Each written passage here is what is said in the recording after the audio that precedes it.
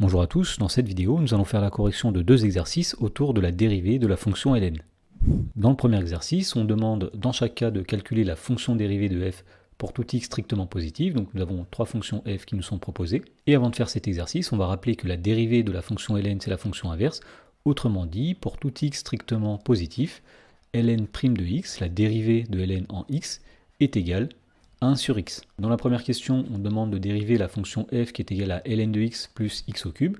Donc ici, nous sommes en présence d'une somme. Donc pour dériver une somme, il suffit simplement de dériver chacun des termes de la somme. Autrement dit, f' de x sera égal à la dérivée de ln de x, c'est-à-dire 1 sur x, plus la dérivée de x au cube, c'est-à-dire 3x carré. Dans la question numéro 2, on nous dit que f de x est égal à x carré moins 1 multiplié par ln de x.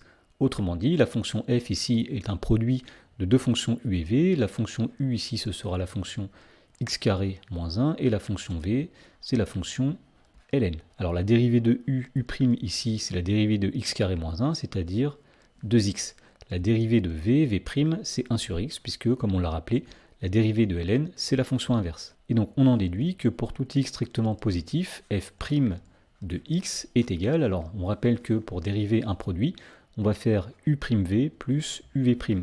Autrement dit, ici nous ferons 2x multiplié par ln de x, nous avons fait u' fois v, plus u fois v', c'est-à-dire x carré moins 1, le tout multiplié par 1 sur x. Alors ici on peut éventuellement tout mettre au même dénominateur, donc l'expression x carré moins 1 fois 1 sur x est égale à x carré moins 1 divisé par x, et on mettrait le premier nombre ici sur une fraction dont le dénominateur est x.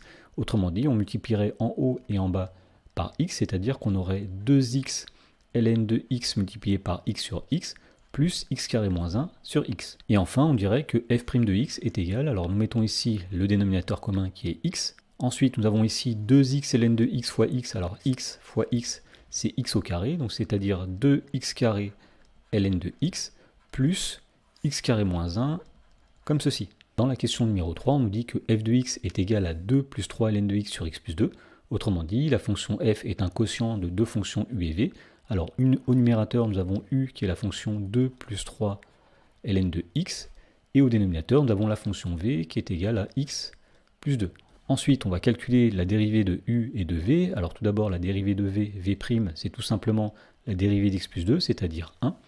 Et la dérivée de u, ce sera alors tout d'abord la dérivée de 2, c'est 0, plus 3 fois la dérivée de ln de x, c'est-à-dire 3 fois 1 sur x, qu'on peut encore écrire 3 divisé par x. Ensuite, on calcule la dérivée de la fonction f en appliquant la formule qui dit que la dérivée de u sur v, c'est u'v moins uv' sur v carré. Donc on va dire ici que f' de x est égal, alors tout d'abord nous faisons u' fois v, c'est-à-dire 3 sur x multiplié par x plus 2, attention, entre parenthèses, puisque c'est tout le u' qu'on multiplie par tout le v, moins u fois v, c'est-à-dire 2 plus 3 ln de x, le tout, donc entre parenthèses, multiplié par v', c'est-à-dire multiplié par 1, divisé par v au carré, c'est-à-dire divisé par x plus 2 au carré. Ensuite, on peut réduire le numérateur en développant tout d'abord le 3 sur x sur la parenthèse.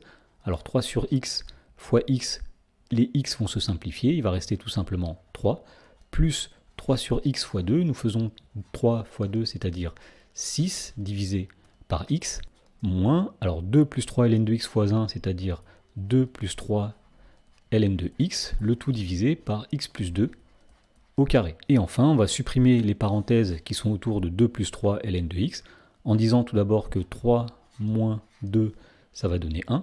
Ensuite, nous allons avoir moins 3 ln de x, donc moins 3 ln de x, plus le terme 6 sur x qui était ici, le tout divisé par x plus 2 au carré. Dans l'exercice suivant, on demande tout d'abord dans la première question de montrer que la fonction logarithme est concave sur l'intervalle 0 plus l'infini. Alors pour montrer qu'une fonction est concave sur un intervalle, si on sait qu'elle est deux fois dérivable sur cet intervalle, eh bien il suffit de montrer que la dérivée seconde est négative sur cet intervalle. Donc on va calculer la dérivée seconde de la fonction logarithme sur l'intervalle 0 plus l'infini, et donc pour cela on commence par calculer sa dérivée première, et on sait que la dérivée de ln de x, c'est 1 sur x. Donc pour calculer la dérivée seconde de la fonction ln en x, on va tout simplement calculer la dérivée de 1 sur x, et on sait que c'est moins 1 sur x au carré. Alors on voit que la dérivée seconde de la fonction ln est le quotient d'un nombre strictement négatif, moins 1, par un nombre positif x au carré. Donc on en déduit que la dérivée seconde est négative sur l'intervalle 0 plus l'infini. Et donc puisque la dérivée seconde de la fonction logarithme est négative sur l'intervalle 0 plus l'infini, eh bien on en déduit que la fonction logarithme est concave sur l'intervalle 0 plus l'infini. Dans la question numéro 2, on demande de déterminer une équation de la tangente à la courbe de la fonction ln au point d'abscisse E. Pour faire cela, on va commencer par appeler une formule qui donne une équation de la tangente à la courbe d'une fonction f au point d'abscisse A. Cette équation, c'est y égale f' de a, facteur de x moins a plus f de a. Alors ici, le nombre a, ce sera le nombre e. Donc la première chose qu'on va faire, c'est de calculer la dérivée de ln en e et l'image de e par la fonction ln. Alors tout d'abord, la dérivée de ln en e. On sait que la dérivée de ln de x, c'est 1 sur x. Donc ici, nous mettrons 1 sur e. Ensuite, l'image de e par la fonction ln de e, eh bien on sait que ce nombre est égal à 1. Et donc on peut dire qu'une équation de la tangente à la courbe de la fonction ln en e, c'est y égale, alors tout d'abord nous mettons ici la dérivée de ln en e, on avait dit que c'était 1 sur e, multiplié par x moins e, plus l'image de e par la fonction ln, c'est-à-dire plus 1.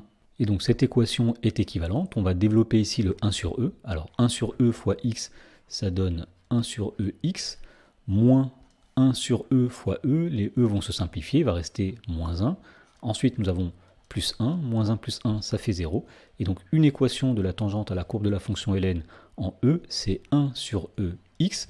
Autrement dit, c'est y égale x sur e. Dans la question numéro 3, on demande d'en déduire que pour tout x strictement positif, ln de x est inférieur ou égal à x sur e. Alors, pour répondre à cette question, on va utiliser la concavité de la fonction logarithme, et on va dire que comme la fonction ln est concave sur l'intervalle 0 plus l'infini, eh bien on sait que sa courbe représentative sera située en dessous de ses tangentes sur cet intervalle. Alors puisqu'elle est située en dessous de n'importe laquelle de ces tangentes, en particulier, elle sera située en dessous de sa tangente en E. Autrement dit, pour interpréter cela, on va dire que pour tout x strictement positif, eh bien ln de x sera inférieur ou égal donc à l'expression ici que nous avions trouvée, c'est-à-dire x sur E.